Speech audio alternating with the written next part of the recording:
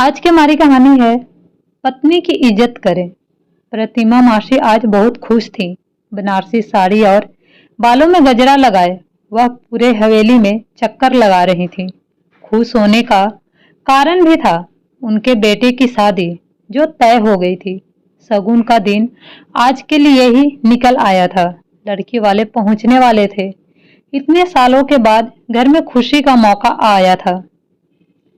मासी जिंदगी में आई अपनी अनमोल खुशी के हर पल को बांध कर रख लेना चाहती थी।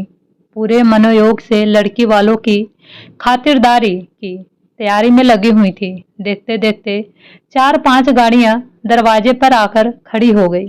शायद मेहमान आ चुके थे। मासी ने उनके लिए तरह तरह के पकवान बनाए थे। कोई कमी ना हो जाए इसके लिए वह सहायिका के साथ खुद भी किचन में घुसी थी। लड़की वालों ने पकवानों को सराह सराह कर जी भर कर खाया। तारीफ सुनकर मासी खाने के अंत में अपने हाथों से बनाया गुलाब जामुन लेकर बैठक में जाने लगी। जैसे ही किचन से निकली, मौसा जी की कड़कती आवाज सुनकर ठिठक गई। वे मौसी को देखते ही दांत कूटते हुए बोले, तुमको अपने लोअर ग्रेड वाली आदतों से बाज नहीं आना है ना। सारे मेहमान घर की मालकिन से मिलना चाहते हैं और यहाँ ये काम वाली बाई बनकर निहाल हुई जा रही है। मेरे सारे स्टेटस को चकनाचूर करके रख दोगी क्या? उन्होंने मासी के हाथ से गुलाब जामुन लेकर वहीं पटक दिया और आंख तरेर कर बोले, जाओ और टिप टाप होकर साड़ी बदल कर चुपचाप से दूसरी साड़ी पहनकर सलीके से बैठक में आ जाओ। एक बात और, कुछ भी पटर पटर करने की कोशिश मत करना, वरना उन्हें समझने में देर नहीं लगेगा कि तुम भी जाहिल खानदान से ही हो। सारे घर वाले समेत नौकर चाकर भी बहुत चक्के से देखते रह गए। मौसा जी की बात सुनकर मासी की आंखें भर गई। हिम्मत थी नहीं कि नजर उठाकर कुछ कहती। कभी प्रतिशोध किया नहीं था। मन में ही कहा, ये एक मौका नहीं छोड़ते हैं मुझे बेइज्जत करने का। न समय देखते हैं और ना ही जगह। मासी अपनी आंखें पोंछते हुए कमरे में चली गई। मौसा जी ने एक नौकर को बुलाया और जोर से फटकारते हुए सभी बिखरे गुलाब जामुन को उठाकर डस्टबिन में डाल देने के लिए कहा।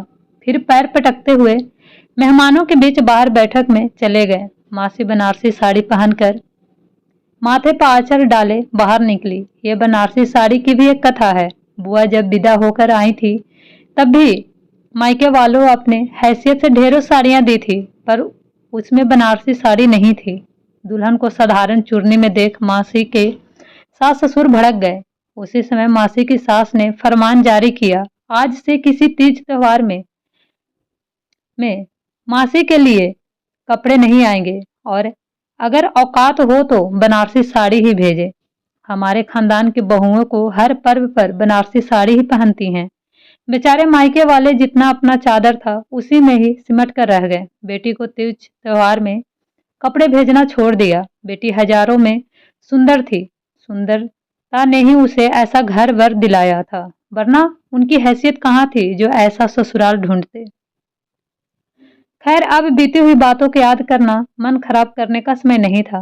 मासी बैठक के दरवाजे पर पहुंची ही थी कि बेटे ने टोका, ओ माँ, यह क्या लुक बना रखा है दुल्हन वाली? लोग तुम्हें देखने थोड़े ना आए हैं।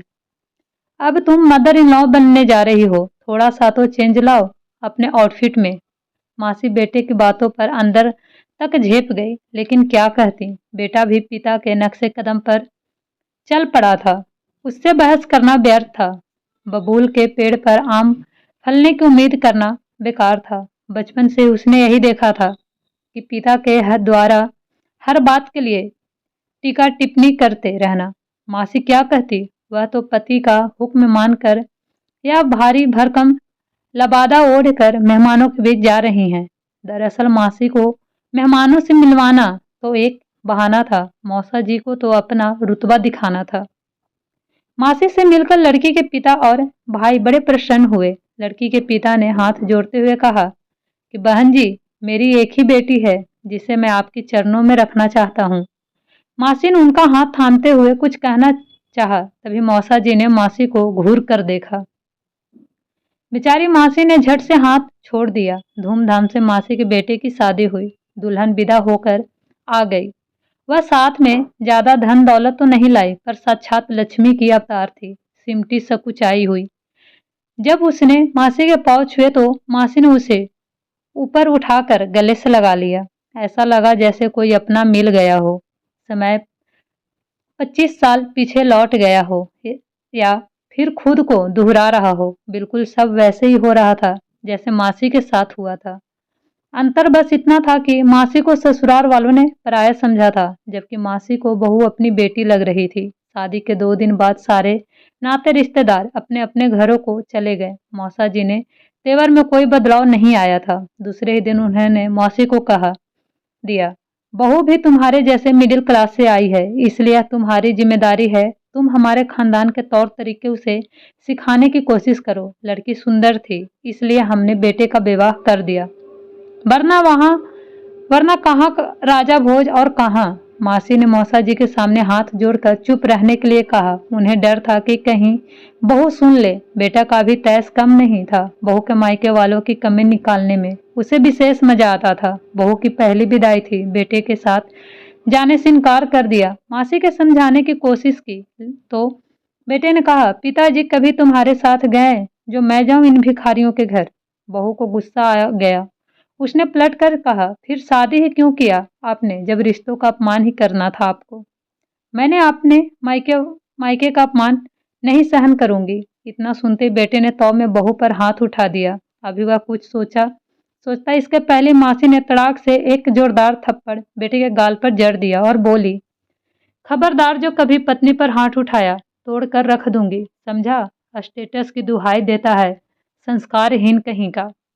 पहले इंसान बनना सीख, फिर पति बनना। मौसी ने नौकर को बाहर भेज ड्राइवर को बुलाया और बोली, मैं जाऊंगी अपनी बहू को मायके उसको छोड़ने, और तब तक वह वापस नहीं आएगी जब तक वह तुमसे उससे माफी नहीं मांग लेगा। बेटे को अनायोग आंखें से घूरते हुए कहा, तूने क्या सोचा है तेरे पिता का मनमानी करने दूंगी।